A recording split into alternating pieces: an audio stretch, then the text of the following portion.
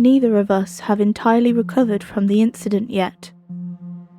I expect that we will, in time, but it is still a little too recent. It happened a few months ago, when my boyfriend Mark and I decided to take a guided tour of a cavern whilst on holiday in Derbyshire. For your own safety, and that of anyone who reads this, I won't give the exact location. It was a beautiful July day, sunny and warm, and we took a cable car up to the visitor centre in the late morning. We had eaten lunch and 2 ice creams each by the time our slot for the tour came up. I suppose we were both a little overexcited. The cave was huge, and it was beautiful. A few of the tunnels were man-made.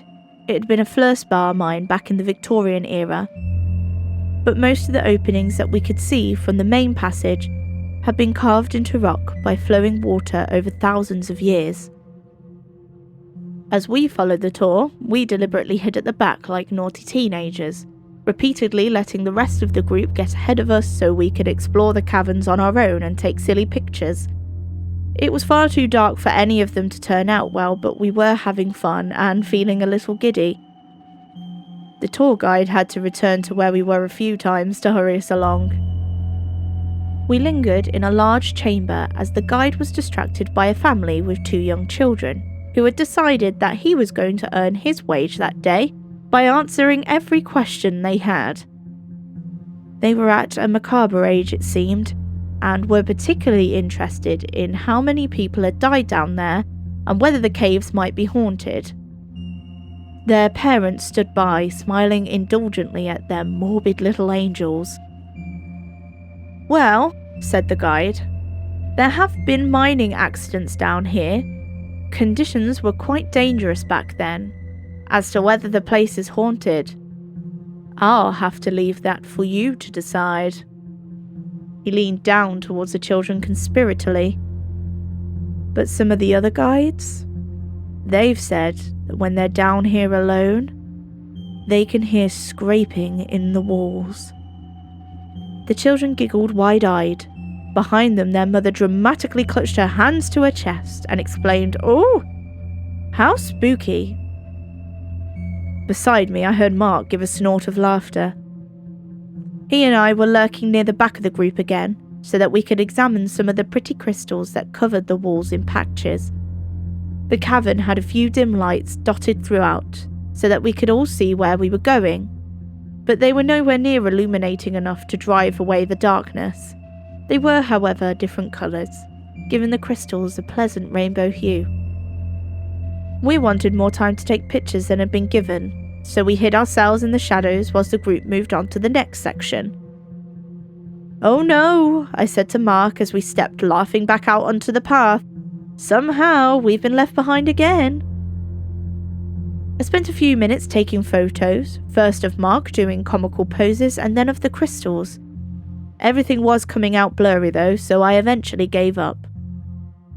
"Come on, we better go," I said, tucking my phone back into my pocket. But Mark didn't follow me. He had wandered into a recess in the wall off to the side of the path. A small area had been cordoned off with a chest-high barrier. I joined him beside it and looked down. There was a hole. A tunnel dropped straight down for 8 meters or so, and then sharply curved off to the side. The light in the cavern was just bright enough for us to see down it. It was maybe 1 meter or so in diameter, easily big enough for a person to fit down. "Ooh," said Mark, grinning at me. "Spooky." I tugged his sleeve. "Leave the spooky stuff alone and let's go, or the guide will tell us off again." "If you were a proper adventurer," declared Mark, laughter in his voice, "you'd want to explore down there." "Fuck off!" I exclaimed. "I'll leave that nonsense to the potholers and cave divers. Don't you remember that John Jones guy and how he died?" I knew he did. That story had messed me up for a while. Mark gave the plastic wall a little tug. There was clearly no real intent. He was just winding me up, but to both of our surprise, it lifted up completely and came away. "Oh," said Mark, standing there holding it. "I didn't expect that." He placed it down against the wall and gave me a huge smile. "It's like the universe wants us to go down there." I glanced down the hole, feeling an unpleasant rush of vertigo at the drop and a little chill of fear at the darkness down there. "Come on," I pleaded, stepping away. "Don't mess around." He saw I was genuinely a little distressed and softened. "I'm sorry, love. I was just messing around. Of course. I remember John Jones." He turned to pick up the screen. "I'll just put this back and then we can..." But he didn't finish the sentence. He reached to pick up the curve of plastic, his foot slipped on the wet rock, and with an awkward twist, he tumbled into the hole. I cried out in fear and lunged forward to grab him, my hands clamping round one of his arms as he fell. I was nowhere near strong enough to catch him, but it seemed to slow him down enough that he could grab onto the edge and prevent himself from disappearing completely into the darkness below. I released his arm and instead twisted my fingers into the back of his shirt, hoping to help him as he tried to pull himself up. But I couldn't get enough of a grip. If I could just reach a little further down and grab his belt, that might do it. But kneeling down at the side of the hole as I was, I felt a little precarious and I was afraid I might tip in too.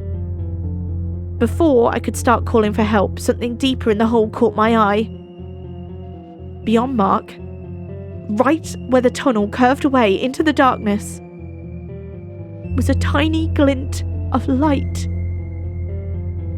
I stared at it in confusion. What was I seeing? My brain tried to tell me that it was just one of those lights reflecting off a crystal, but I rebelled against that, knowing it was something else. As my eyes adjusted into the darkness, I could finally make out what I was looking at. It was an eye. Down the hole where the tunnel disappeared from sight, a face was peering up at me. Only half of it was visible, the rest hidden behind rock, but I could make out its two small pupils, a hole of a nose and a gaping smile wider than seemed possible, splitting the face open. I could make out its large flat teeth and the shine of saliva dripping down its chin. A violent shudder ran through me, and the only sound I could hear was my heart pounding in my ears. For a moment I was completely paralysed by fear. And then the face began to move out into the tunnel. With a cry of horror, and my previous concerns immediately forgotten, I lunged forward to grab Mark's belt. I yanked on it, my muscles burning with exertion, my eyes locked onto the thing in the hole. "Climb up!" I screamed to Mark. "Up! Get up! Jesus Christ, you have to get out!" Mark had no idea what was happening, but was clearly affected by my sudden terror. He began to scramble desperately against the wall, his feet pushing against the wet rock, wrenching himself up to try and gain purchase with his hands.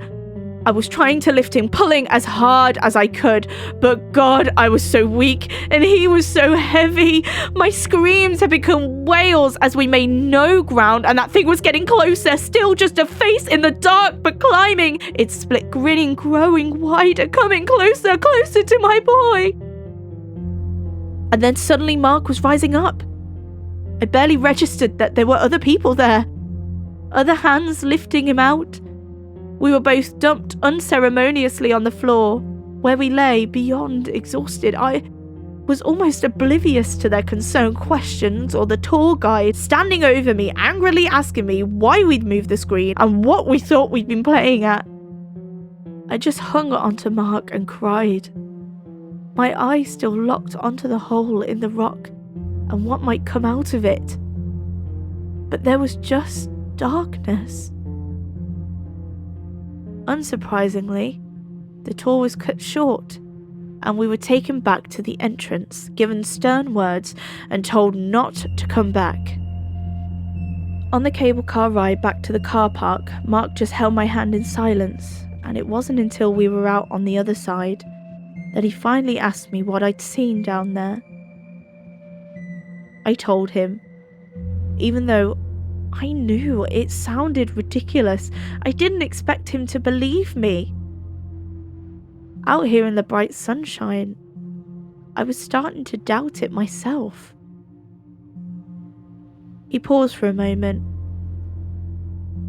It did seem, he said carefully, that just before they pulled me out, I felt fingers on my ankle. I exhaled softly, then I reached over and gripped his hand. We won't be visiting any more caves.